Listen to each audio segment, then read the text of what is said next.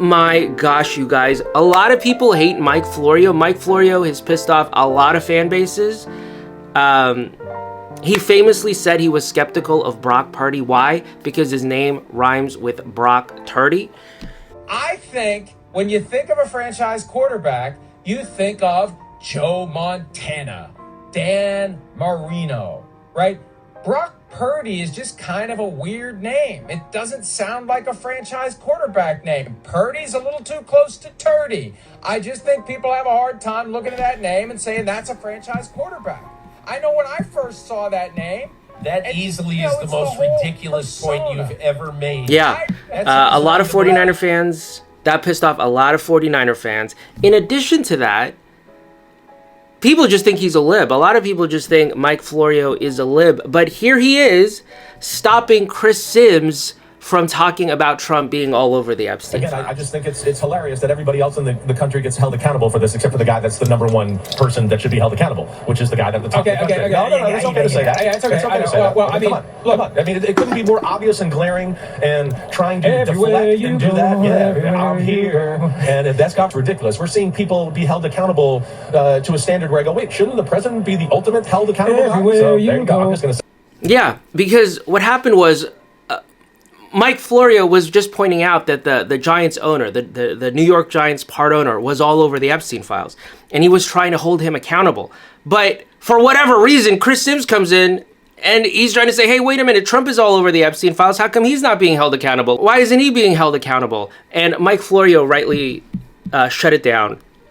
Mike Florio, good job defending the Constitution of the United States from enemies, foreign and domestic, including Chris Sims, who is clearly Antifa. He's clearly Antifa. So good job by Mike Florio.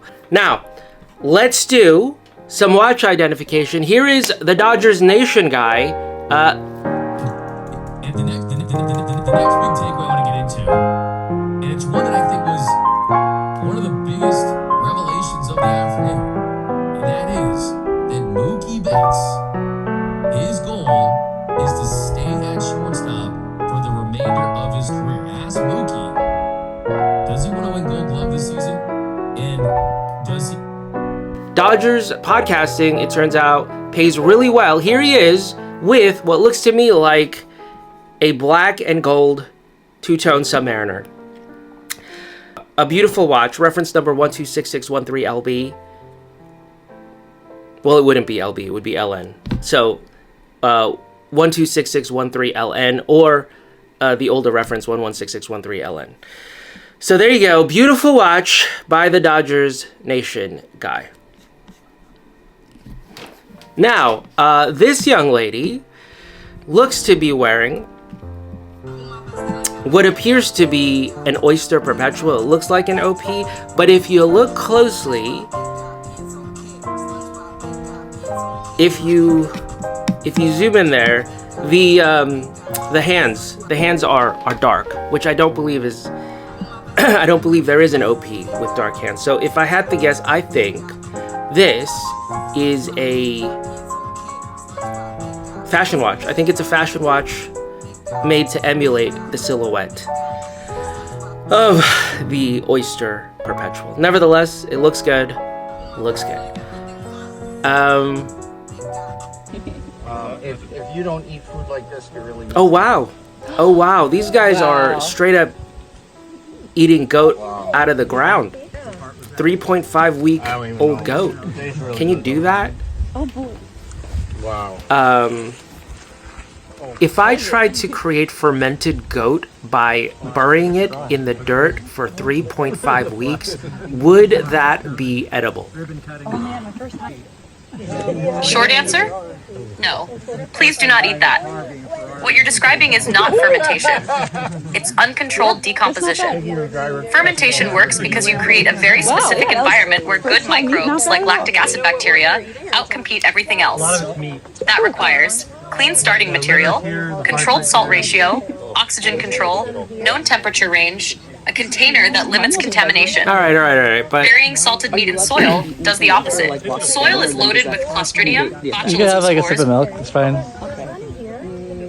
But would it taste good? Because these people seem to be enjoying it.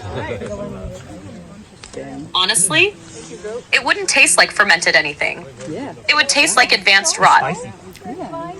Here's what your senses would likely hit. Nathan, in what would order. I think? First, the smell would punch you before the taste even happens. A mix of putrid, sweet, sulfurous, and fecal. That sickly sweet note is classic protein breakdown, the same chemistry as a decomposing body. Your brain would already be screaming, "Don't put this in your mouth." If you did anyway, the taste would be something like overpowering ammonia, sulfur, rotten eggs, metallic, like blood and rust, bitter, chemical, almost burning, a weird, nauseating sweetness underneath it all. The texture would be worse, slimy outside from bacterial biofilms, mushy fibers inside where proteins have been digested by microbes, Okay, pockets so of gas from bacterial activity. And so we don't know.